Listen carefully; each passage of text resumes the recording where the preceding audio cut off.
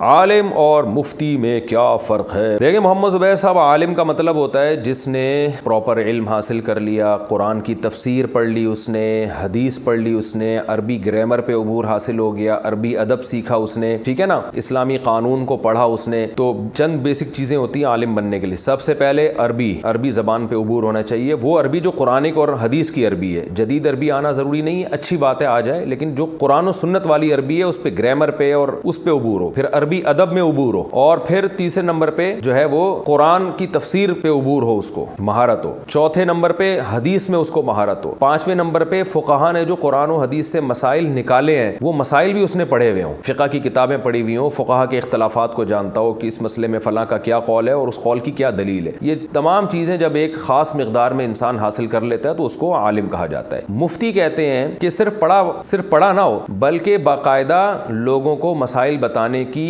Practice کر رہا ہو کسی ماہر مفتی کی نگرانی میں. اس کی مثال ہے میڈیکل سائنس میں. آپ دیکھیں ڈاکٹر جو ہیں وہ MBBS کر کے ڈاکٹر بن تو جاتے ہیں، لیکن 2 سال ہاؤس جاب کرنی پڑتی ہے، باقاعدہ ماہر ڈاکٹروں کی نگرانی میں ان کو پریکٹس کرنی پڑتی ہے. یعنی ایسا ہی نہیں ہے کہ بس یہ دوا کے بارے میں پڑھ لیا کہ یہ دوا اس بیماری کے لیے، یہ دوا اس بیماری کے لیے، یہ دوا یہ کام کرتی ہے، یہ دوا یہ کام کرتی ہے. اتنا کافی نہیں، باقاعدہ پیشنٹ کو عملی طور پر دیکھتے ہیں وہ، اور تجربے کرتے ہیں، اور تجربے اپنے ماہر ڈاکٹروں کی نگرانی میں کرتے ہیں. تو اسی طرح عالم جب انسان بن جاتا ہے تو پھر کچھ لوگ تخصص فی افتاء کرتے ہیں، یعنی افتاء میں PhD کہہ لیں آپ اس کو، فتوے کی لائن میں مہارت حاصل کرنے کے لیے باقاعدہ پریکٹس کرتے ہیں. پریکٹس کا مطلب کہ اب کتابوں سے نکل کے پریکٹیکل لائف میں آتے ہیں. لوگ جو مسائل ان سے پوچھ رہے ہیں وہ اس کو حل کرتے ہیں، ریسرچ کر کے قرآن و سنت اور جو فقہ کی کتابیں ہیں ان میں تحقیق کر کے، غور کر کے ان مسائل کا جواب دیتے ہیں. تو وہ پریکٹس کر کے ان کو بہت زیادہ مہارت حاصل ہو جاتی ہے. تو یہ پریکٹس بڑے علماء کہتے ہیں کہ کم سے کم کسی ماہر مفتی کی نگرانی میں 10 سال پریکٹس کسی نے کی ہو، کم سے کم یہ مقدار ہے، اور صبح و شام یہ پریکٹس کرتا ہو. ایسا نہیں کہ ایک مہینے میں ایک فتویٰ حل کر لیا اس نے،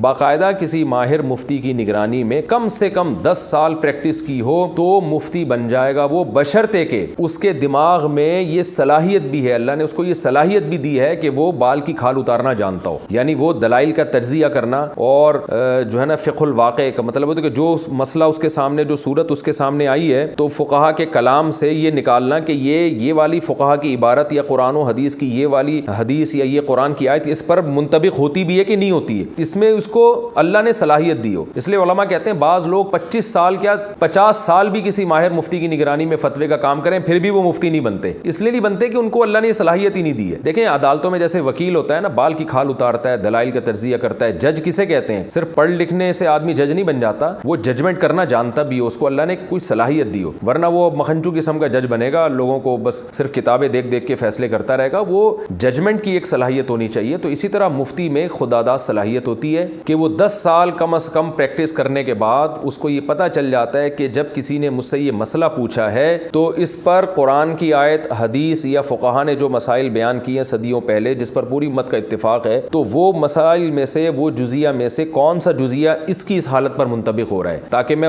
وہ دلیل کے طور پر یہاں پیش کر سکوں. ورنہ کیا ہوگا کہ کہاں کی دلیل کدھر لگا دے گا، کدھر کی دلیل کدھر لگا دے گا. تو اس لیے جو ہے نا اس میں بہت احتیاط کی ضرورت ہے، اور مسائل کی تحقیق پر انہی لوگوں پر اعتماد کیا جائے گا جو اس تحقیق کے اہل ہیں.